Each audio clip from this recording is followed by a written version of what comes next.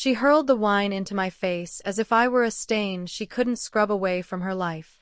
The cold, red splash hit me squarely between the eyes. The room went silent. The waiter recoiled. Her mother, still chewing, chuckled like she'd seen this act in a play before. "Settle the bill," she whispered harshly, "or this stops right here." I blinked through the burn, wiped my eyes with a corner of the napkin, and stared at her, really stared. Then I smiled. I married Alina 3 years ago. Brilliant, graceful, captivating, a woman who could charm even snakes yet still make you feel like the one holding the danger. I was a software architect by profession, reserved by nature, always thinking 2 steps ahead. She was the light that filled rooms I preferred to observe from the shadows. Her mother never approved of me. She'd say I was unimpressive and had the energy of a filing cabinet. Maybe so, but even a filing cabinet holds all the secrets. Things started to decay slowly. Dinners filled with forced laughter, trips where I footed the bill but felt like nothing more than dead weight, whispers I wasn't meant to overhear, charges on the bank statement I didn't recognize.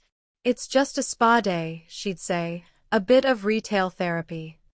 I swallowed my doubts every time, until I found the second phone. It was hidden in her closet, tucked behind an old handbag. Unlocked. Brazen.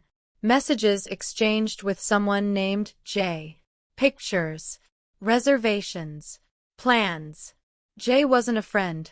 Jay was the future she was building while I paid for the present. Keep him close just long enough to sell the condo. Play the part at dinners. Just a few more months. It wasn't mere betrayal. It was calculated. They were stripping me bare. I didn't confront her. Not yet. Instead, I began crafting my own plan quietly, like a man sharpening a blade behind a curtain. First, I changed the passwords on our joint accounts. She thought it was a technical glitch. I pretended to be clueless. Then I pulled the condo off the market.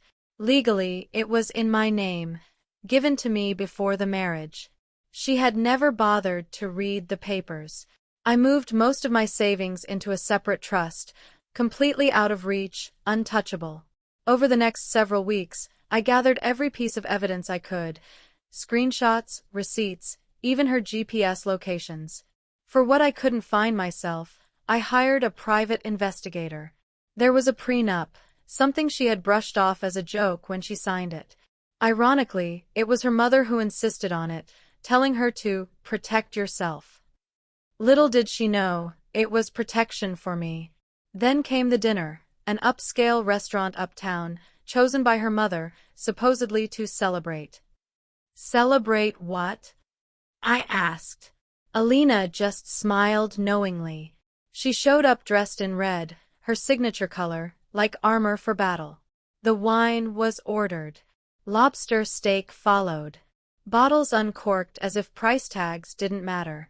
They laughed, whispered, and ignored me completely. I was just the wallet at the table. When the bill arrived, $9.70 plus tip, I put down my fork and looked at Alina. I wasn't paying. She blinked, and her mother scoffed, calling me ridiculous. Alina leaned forward, her voice low and cutting. "Pay the bill, or this ends right here." I waited 1 second, 2, and then she threw the wine. The room gasped. Her mother laughed. "Good girl." I stood up, pulled a folded envelope from my jacket, and placed it on the table. "What's this?" she spat. "Everything," I replied. Inside was a thick dossier, photos of her with Jay, emails, bank statements, even a pre-signed divorce petition with her forged signature. I knew the exact stroke of every letter. She flipped through the pages, her face turning pale. "What is this?" she whispered. "This," I said calmly, "is me paying the bill." The manager approached, having witnessed the wine incident and heard the tension. I handed him my card and instructed him to split the bill 3 ways. "She can pay her share," I said, "and ask her about the offshore account in Bice." Her mother's jaw dropped. I turned to her. "You didn't know?" "She opened it using your name. identity fraud. That's serious. Alina's lips quivered. You can't prove that. I don't need to, I answered. I just need to report it. You'll both get your chance to explain. Then I walked away. She called dozens of times, but I never answered. Her mother threatened me with lawyers until my attorney sent over the dossier. Turns out, she didn't want her tax issues exposed in court. The condo sold quietly, the accounts were frozen and investigated. Jay, it turned out, was married as well. His wife was very interested in the dossier I had sent anonymously. Alina lost everything.